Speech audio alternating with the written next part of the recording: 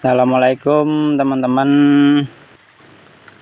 Alhamdulillah, semoga kita semua selalu diberi kesehatan, panjang umur, hidup yang berkah, rezeki yang lancar,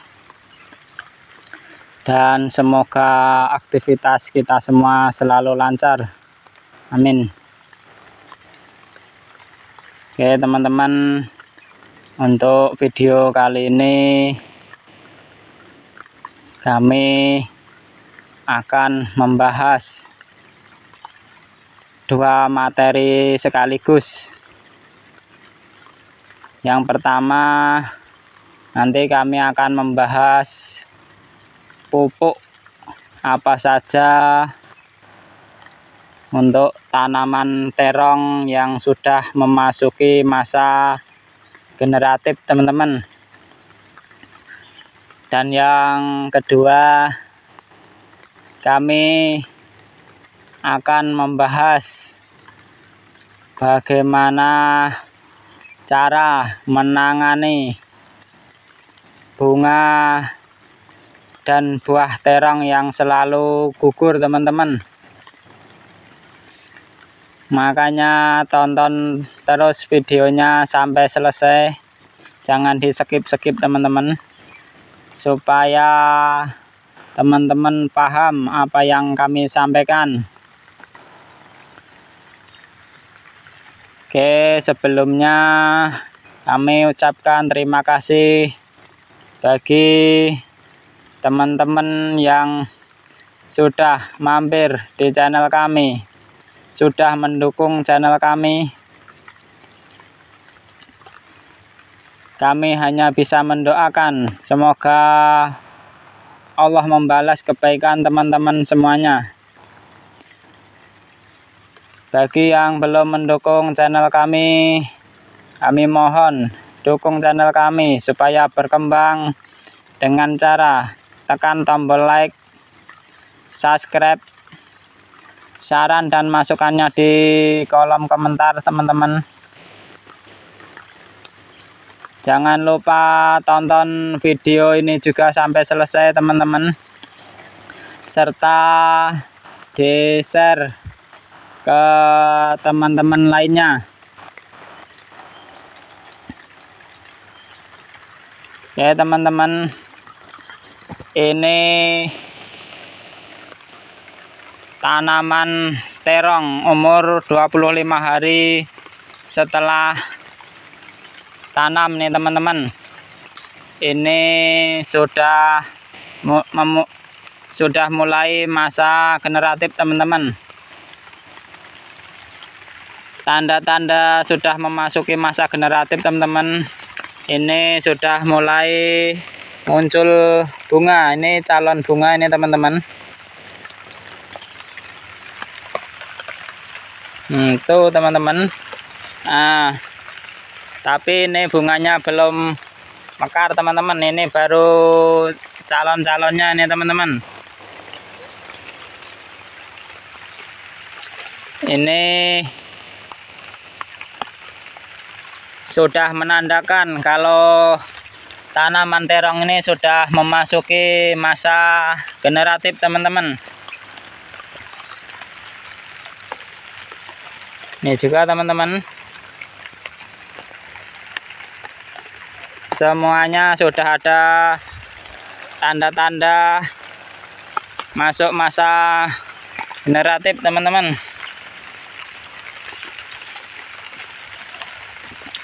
Nanti ini kami akan pupuk untuk masa generatif teman-teman. Ini kami besarkan di fosfat sama kalium. Tapi sebelum pemupukan teman-teman, ini kami akan membahas dulu cara menangani bunga terong dan buah terong yang rontok terus teman-teman. Bunga dan buah terong yang rontok itu ada 2 faktor teman-teman. Yang pertama itu faktor internal teman-teman. Untuk faktor internal itu meliputi tanaman terong yang kekurangan unsur hara teman-teman. Makanya kita harus pahami dulu apa penyebabnya teman-teman, baru kita tangani. Kalau untuk tanaman terong yang kekurangan unsur hara teman-teman, ini ya harus ditambah unsur haranya teman-teman, supaya bunga dan terong tidak rontok terus teman-teman. Selanjutnya itu tanaman mengalami kekurangan hormon fitohormon teman-teman. Kalau tanaman mengalami kekurangan fitohormon itu bisa juga membuat rontok bunga terong teman-teman. Itu untuk menanganinya teman-teman harus menambah senyawa fitohormon. Itu di toko pertanian banyak yang jual teman-teman. Kalau di tempat teman-teman tidak ada fitohormon tuh teman-teman, itu bisa online teman-teman. Di aplikasi online banyak sekarang. Yang selanjutnya itu faktor internal yang membuat bunga dan buah terong gugur, itu proses penyerbukan yang gagal teman-teman. Kalau proses penyerbukannya gagal, maka otomatis bunga terong akan gugur teman-teman, karena di situ tidak ada penyerbukan. Penyerbukan sendiri itu tujuannya untuk membuat bunga terong tuh bisa menjadi buah teman-teman. Nah, untuk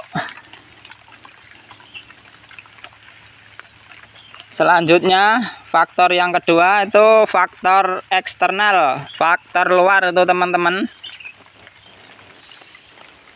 Untuk faktor eksternal teman-teman, itu yang menyebabkan kerontokan bunga dan buah tanaman terong tuh, yang pertama jadwal penyiraman yang tidak rutin teman-teman. Kalau jadwal penyiraman yang tidak rutin, itu tanaman terong akan kekurangan air teman-teman, karena air sangat dibutuhkan oleh tanaman. Apalagi ini di musim kemarau teman-teman, kita harus rutin penyiramannya teman-teman. Yang selanjutnya faktor eksternal yang selanjutnya teman-teman, itu bisa jadi terdapat gangguan hama dan penyakit pada tanaman teman-teman. Nah, kalau seumpama itu rontoknya karena hama atau penyakit teman-teman, yaitu penanganannya ya harus disemprot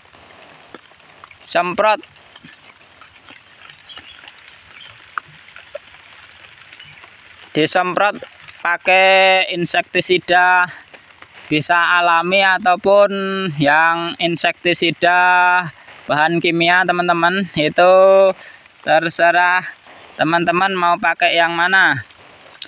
Kalau kami yang alami itu kami pakai itu teman-teman, daun sirsat tuh teman-teman. Itu kami blender teman-teman, kami saring airnya. Nanti itu kami tambah perekat teman-teman. Bisa juga teman-teman menambah perekat itu memakai sabun cuci piring tuh teman-teman, tapi dosisnya jangan banyak-banyak teman-teman.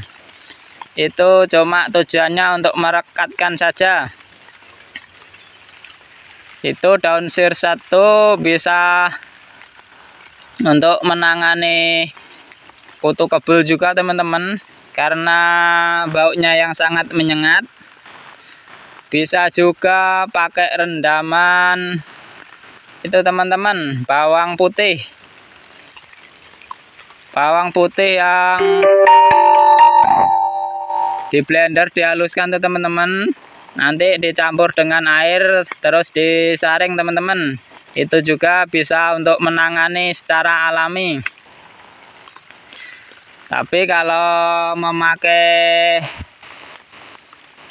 insektisida yang berbahan kimia itu teman-teman juga bisa memakai Abamectin ataupun Dangke teman-teman, tapi ini tidak promosi teman-teman ya.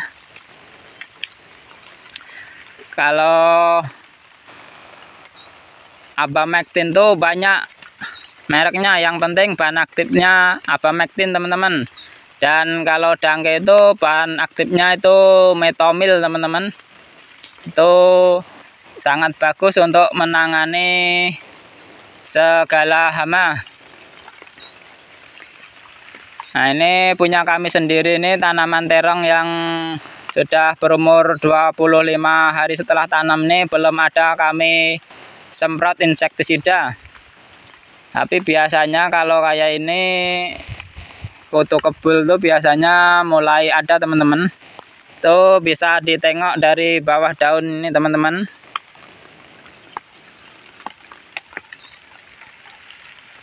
Nah, ini sudah ada sikok 2 ini teman-teman. Ini harus segera ditangani nih teman-teman. Kalau tidak nanti tanaman terongnya pertumbuhannya kurang maksimal. Nah, ini teman-teman sudah mulai ada, karena ini belum kami semprot insektisida teman-teman.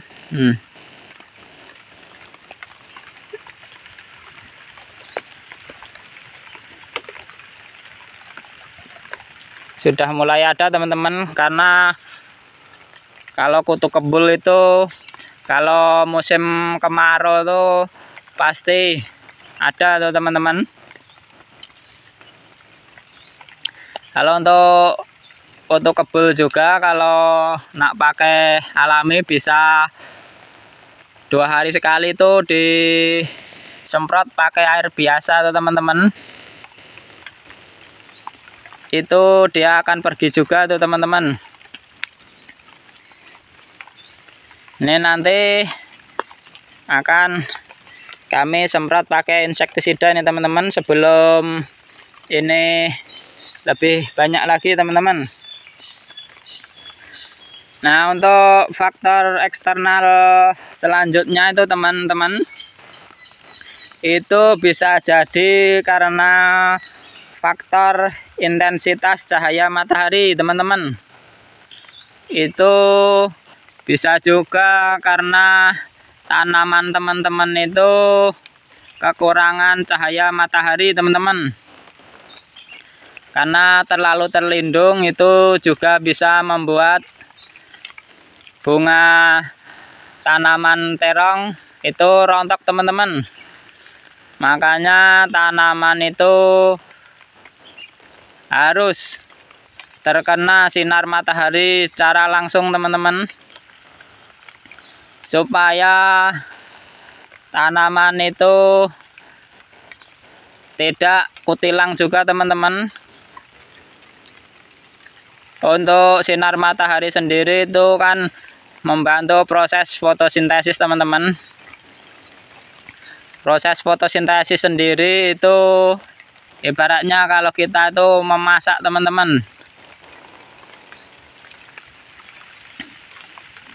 Nah, nanti kalau sudah memasak itu nutrisinya akan disalurkan ke semua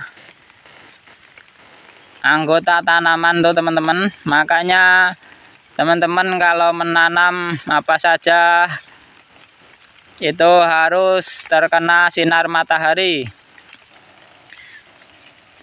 Paling tidak itu sehari bisa 6 jam terkena sinar matahari, itu sudah bagus, teman-teman. Karena proses fotosintesis itu pagi sama sore.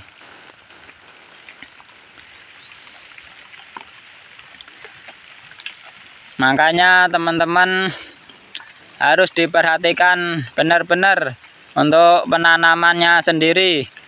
Jangan di tempat yang teduh. Ini walaupun di kebun pinang nih, teman-teman, tapi ini matahari masih full,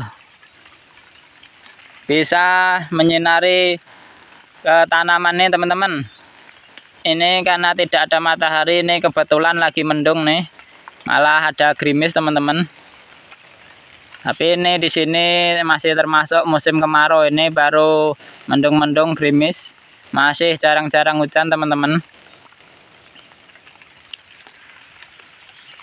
Untuk selanjutnya, teman-teman, ini kami akan membahas masalah pupuk untuk masa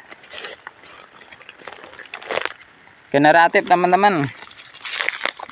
Untuk pupuknya sendiri ini kami memakai MKP, teman-teman, sama KNO3 putih, teman-teman.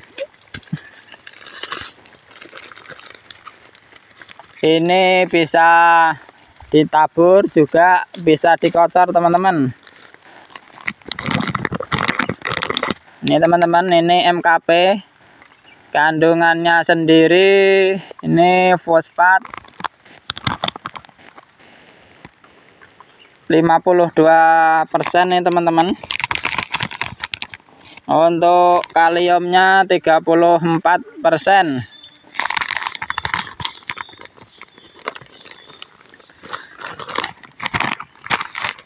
Untuk KNO3 nya, teman-teman, ini KNO3 putih, teman-teman, ini nitrogen 13%, kalium 46%.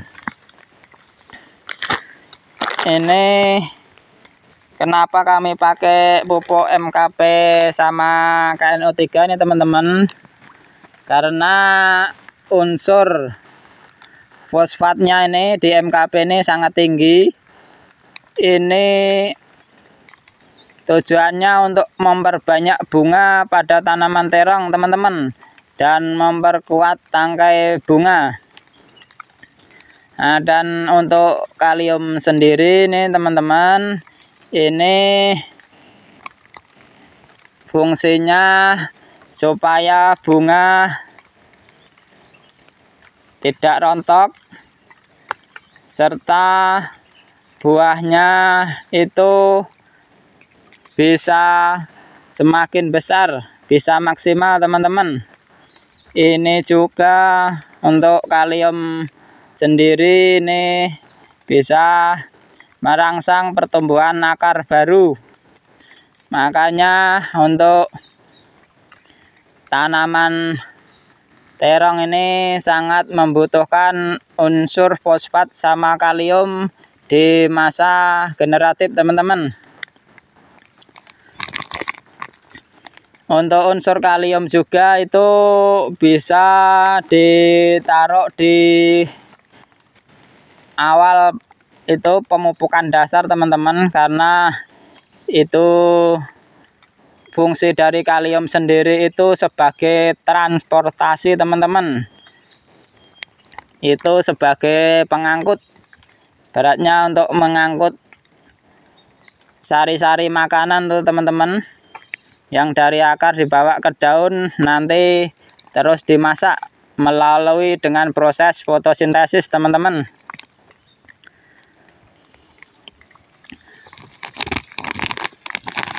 Ini nanti akan kami taburkan di sekeliling tanaman terong nih teman-teman. Tapi kalau di tempat teman-teman masih kemarau, bisa pakai alternatif sistem kocer teman-teman. Untuk perbandingannya itu 2:1 teman-teman. Ibaratnya ini 2 sendok dibanding dengan 1 sendok KNO3 putih teman-teman. Ini kalau ini kami pakai untuk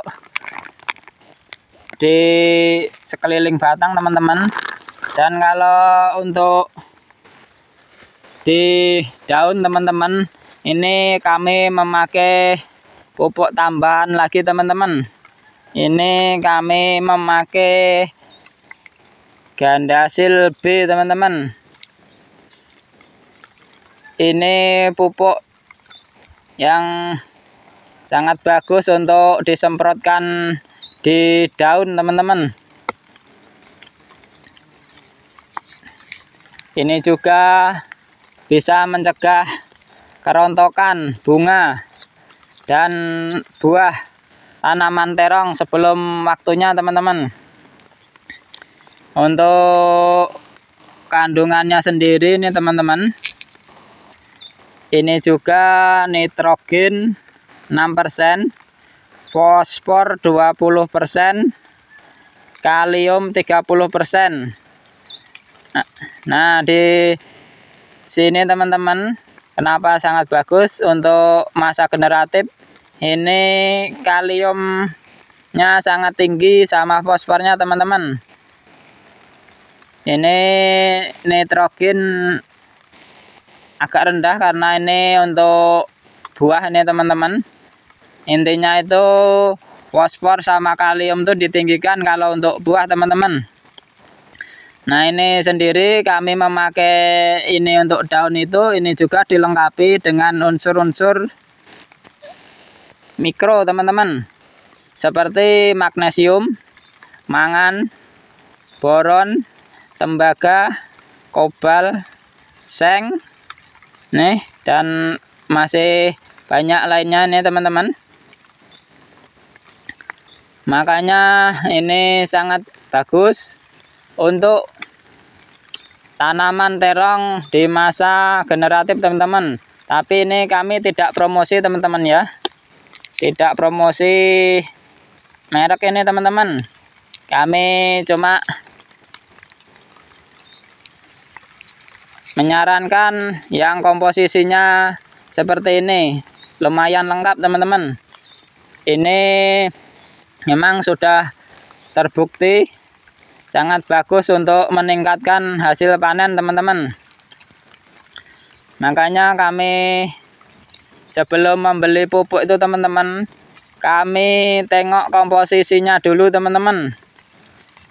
Unsur apa saja yang ada di dalam pupuk tersebut. Kami tidak ikut-ikut orang memakai merek ini. Ini kami pelajari dulu apa yang terkandung di dalam pupuk tersebut.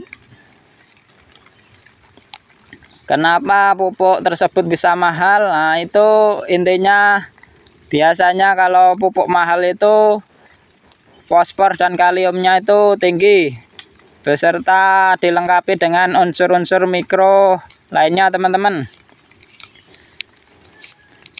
Makanya teman-teman harus memahami dulu, menengok dulu unsur-unsur yang terkandung di dalam pupuk tersebut teman-teman. Oke, mungkin itu saja video yang kami bagikan. Semoga bermanfaat untuk teman-teman semua. Bagi teman-teman yang kurang paham, bisa tanya-tanya di kolom komentar. Oke, terima kasih semua teman-teman yang sudah mendukung channel kami. Saya hanya bisa mendoakan semoga teman-teman semuanya selalu dalam keadaan sehat, rezekinya lancar, umurnya panjang, aktivitasnya lancar, dan selalu diberi keberkahan hidup oleh Allah Subhanahu wa Ta'ala. Wassalamualaikum warahmatullahi wabarakatuh.